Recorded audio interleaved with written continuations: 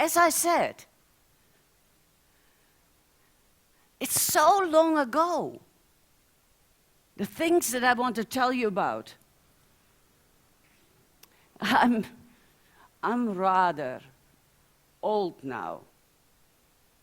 But when I close my eyes, I can still see that hot and dusty road shimmering in the sunlight. Behind us was the past. Yes, with some joy, but mainly pain and sorrow. And looming there right in front of us was the future. The unknown future. And it was scary. But the unknown is always frightening, isn't it? And change is always scary. And yet, when Naomi stopped us and made us choose one last time whether we wanted to come with her to go to Israel or stay behind with our own people, it was not really a choice for me. I had made my decision long ago when I married her son, Machlon. I still remember the feelings that I had at that time. I just knew that I wanted to be part of what they were and what they had.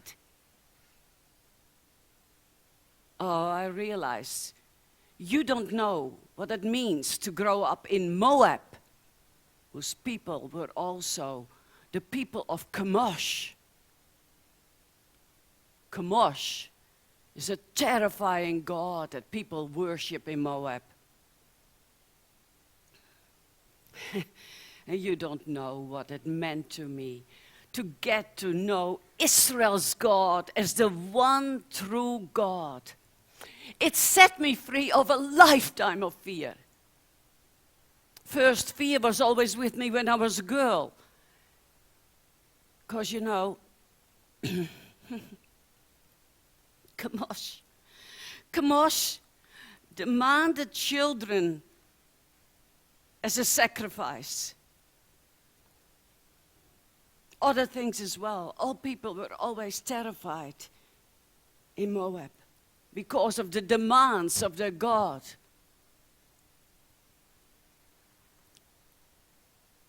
Children as a sacrifice. I was a child.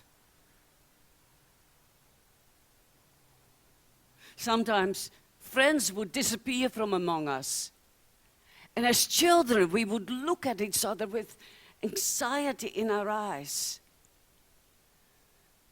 We wouldn't dare to put it into words. It was almost as if you would attract unwanted attention to yourself by doing so. But every one of us was thinking the same. Who would be the next to go to Chemosh in his fire?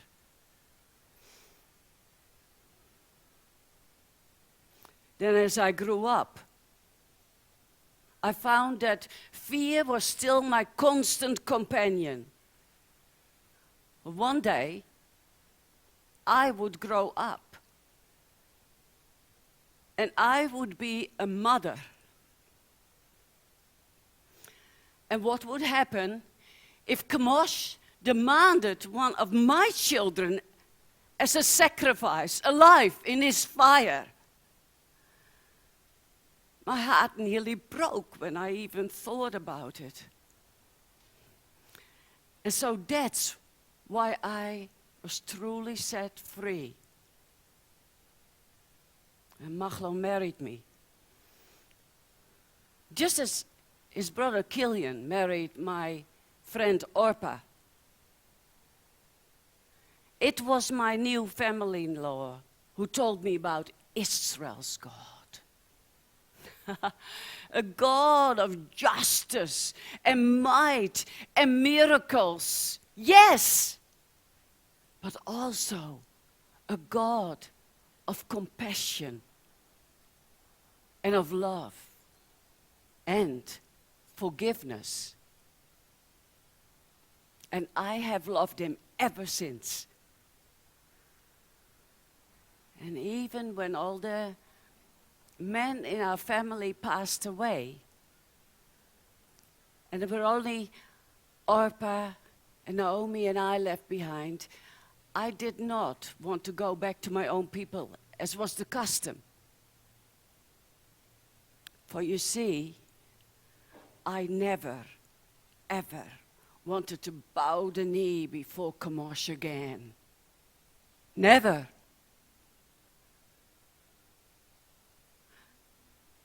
And so there we stood on this hot and dusty, silent road. And it was then that Orpah told us that she was going back to her own people and to her old life.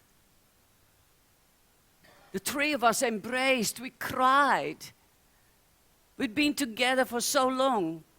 It hurt. But Orpah went back to everything she knew before. But I could only cling to Naomi. I said, Naomi, I can never go back. Wherever you go, that's where I will go. Your people will be my people. And Naomi, your God will surely be my God. I promise you, Naomi, wherever you die, that's where I will die. And then, slowly, we walked on. Still just as uncertain about the future as before, but strangely comforted by the presence of each other.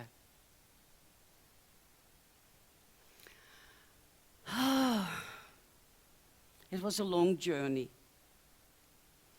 It was a difficult journey. Sometimes it was just the two of us walking. Sometimes we found some measure of protection when we joined a caravan. But finally, we arrived at the birthplace of Naomi, Bethlehem. And the whole town came out to see us. And then I saw something amazing happen right before my eyes. My strong mother-in-law crumbled as the people gathered around her. It was as if she couldn't contain her grief any longer. She'd suppressed it for so long, I could see it now. But all that just fell away as she wept in the arms of some of the women who cried out, actually, Naomi, is this Naomi? Has Naomi come back?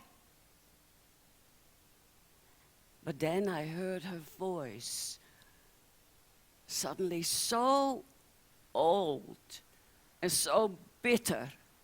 No, no, don't call me Naomi anymore. For the Almighty has made my life so afflicted. It's so empty and so full of pain. No, call me Mara from now on. You see, Naomi means pleasant. Mara means bitter. But I thought it was good that she finally expressed some of the feelings that were within her.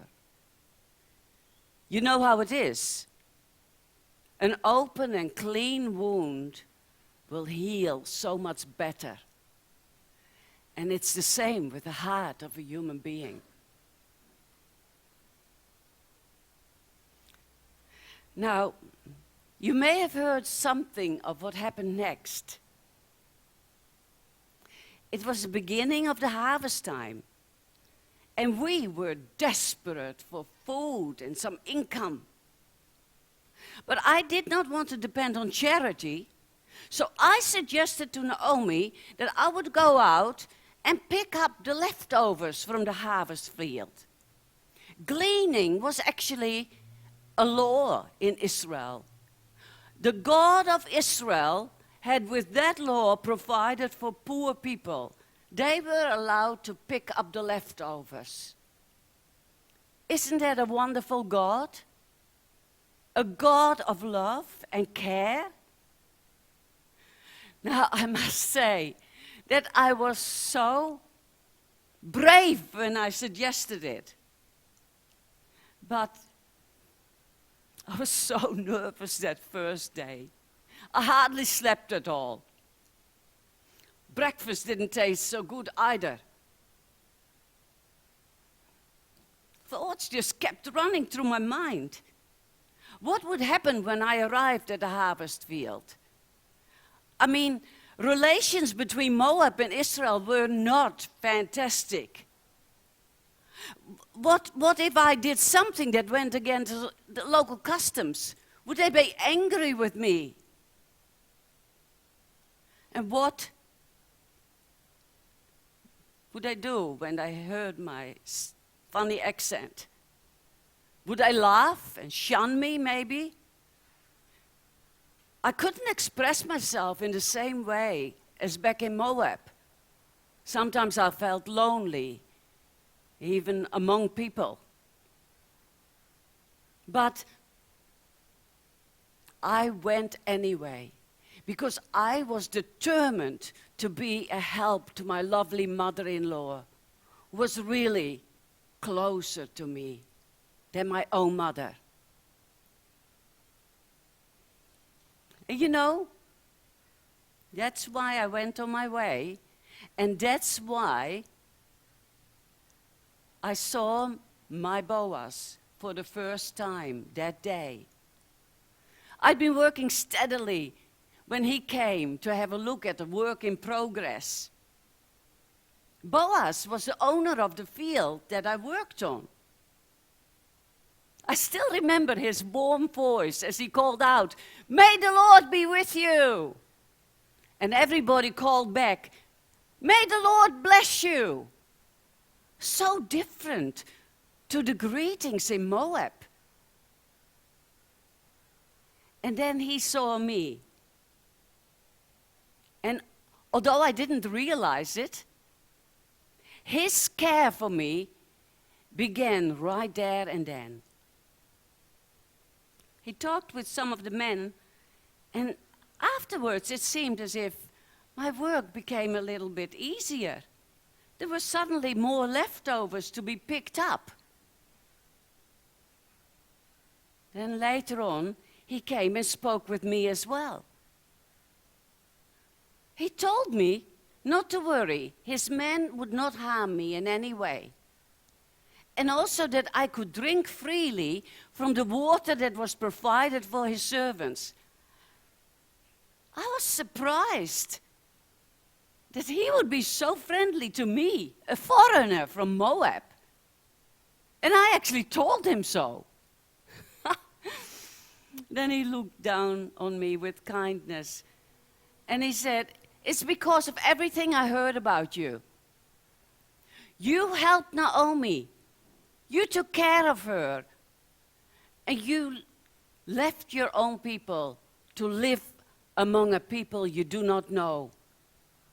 May the Lord bless you. The Lord, under whose wings you've come to take refuge." Oh, how easily he speaks about his God.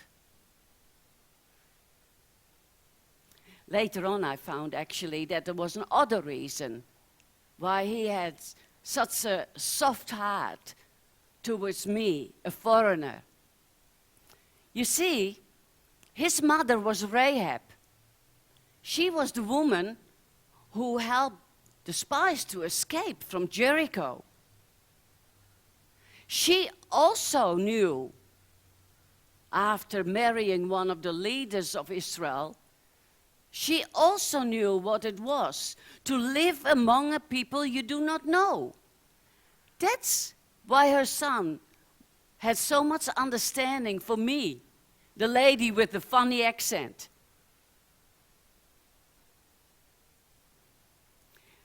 When it was lunchtime, I sat away from the others, by myself, because I did not want to intrude.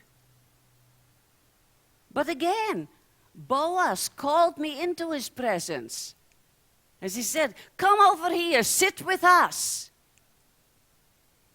And up to this day, whenever I smell roasted grain, I remember how he shared it with me that day. I felt so special, so safe, and so accepted. Yes, I knew that Almighty was looking after me that first day on the harvest field. Oh, sure, it was hard work. The sun was hot, my back ached, and my hands were blistered. But yet, I worked with a light heart until evening came. Then, before I went home, I threshed the grain and I brought it home and showed it to Naomi, and she couldn't believe her eyes. I had come home with 22 liters of barley. We danced around together. We just talked at the same time. We couldn't understand each other, but we were so excited. Finally, we sat down. And I told Naomi everything that happened that day on the field. She raised her hands and softly praised Adonai, the Lord. And then she told me that this man, Boaz, was a close relative, a kinsman redeemer. I did not understand everything at the time, but later on I found more about that. But I said to her that he had allowed me to stay in his harvest field until the end of the harvest. She was so pleased. "Oh, child," she said, "that is wonderful, because now I know that you will not be harmed." Now, after a few weeks, the harvest came to an end, and it was Naomi who came up with a plan. At that time, I didn't know it, but she was led by three things. First of all, her willingness to see God's laws fulfilled, her love for me, but also the guidance of Ruach HaKodesh, God's Holy Spirit. But although I didn't know it, I listened to her. I followed all her instructions, even though I didn't understand all of it. And so when it was the last day of the harvest, I was dressed up almost like a bride. When it was evening, I went to the threshing floor and I placed myself at the feet of Boaz, just as Naomi had told me to do. Yes, I respected Naomi, and I knew that she would never subject me to anything that went against God's laws. But I also trusted Boaz. I knew he would understand and that he would not harm me. It was in the middle of the night that Boaz woke up and looked at me in astonishment. But I simply told him my story.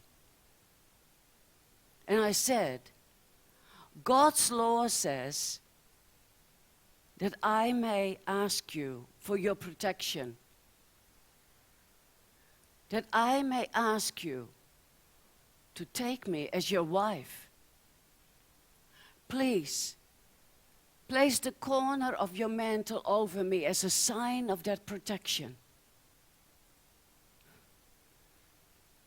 And you know,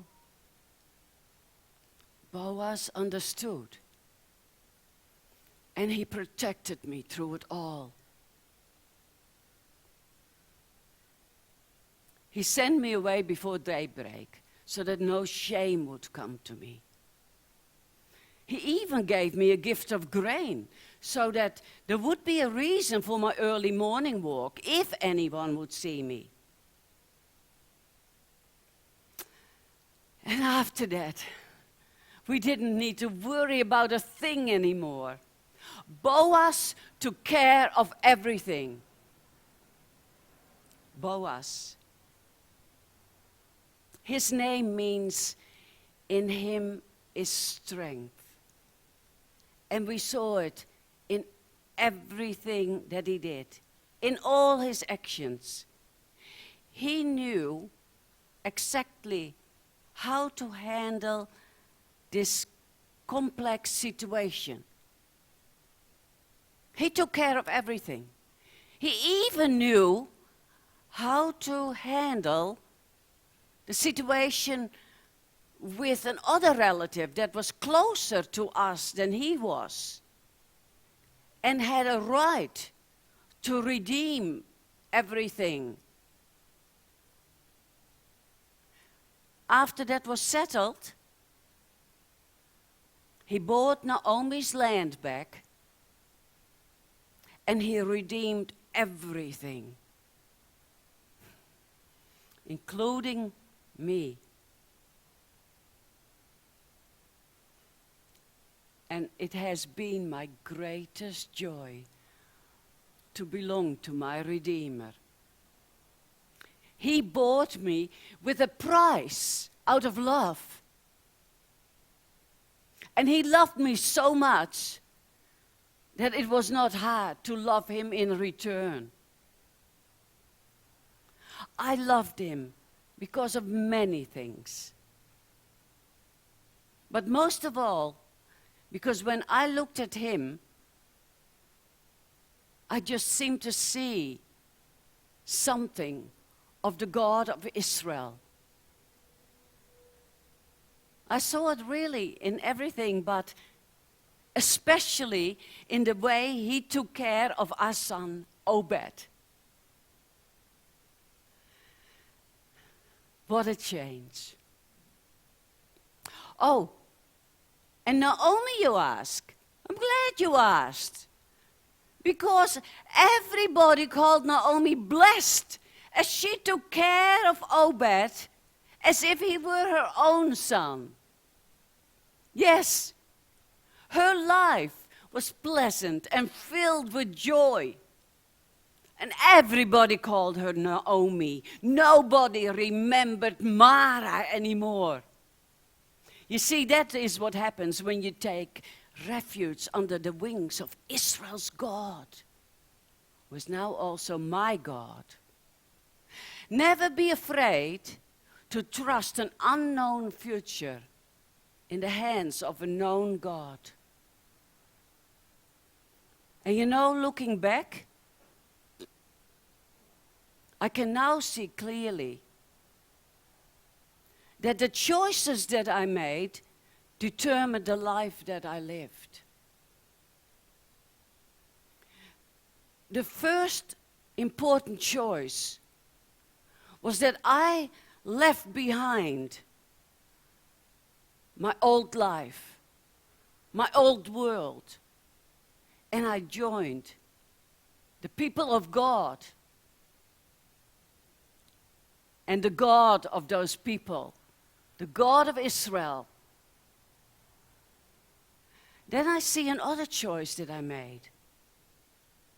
You see, I still remember that day that I faced my fears, and they were great fears.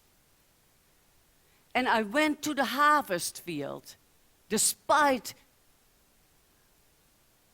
the havoc that was wreaked within me. I went to work in the harvest field, and that determined my destiny. I met Boaz. And another choice that I think was also very important, that I listened and obeyed Naomi. Although I didn't know it at the time, God's Holy Spirit was speaking through her. And I listened to it, and because of that, I became a wife and a mother. It's even more than just being a mother, because I became a mother of royalty. See, Obed had a son called Jesse, who had again a son called David, the famous king of Israel. But although that is already wonderful, it's more wonderful that one of his descendants was Yeshua HaMashiach, Jesus, the Messiah, the Redeemer. The Redeemer. Being redeemed by Boaz was only the beginning. I will tell you, if you make the right choices to leave your old life behind and join God, to make the choices to face your fears and do what God tells you anyway, even though you don't understand it always, you can become part of the redeemed. Jesus, who died on a cruel cross to pay the price out of love for all mankind. It's a gift that he wants to give you, a gift of salvation. But the gift is only applied if you accept it. If you accept it, you can be redeemed. If you accept it, you can walk with him and hear the voice of the Holy Spirit guiding you through life. Listen to the Holy Spirit. Read his word. Eat it up until it becomes part of you, and it will guide you. And then you will find that there is a destiny for you that is royalty. You are the king child, the king's child. And the final destiny for you is eternity with him in a kingdom of light, in a kingdom of life, in a kingdom of abundance. So my wish for you is that you will do that and have the peace of God that surpasses all understanding within you. I call it shalom, wholeness, completeness, peace, so much more. And if that peace is within you, you're safe. So I leave you with that shalom. Shalom.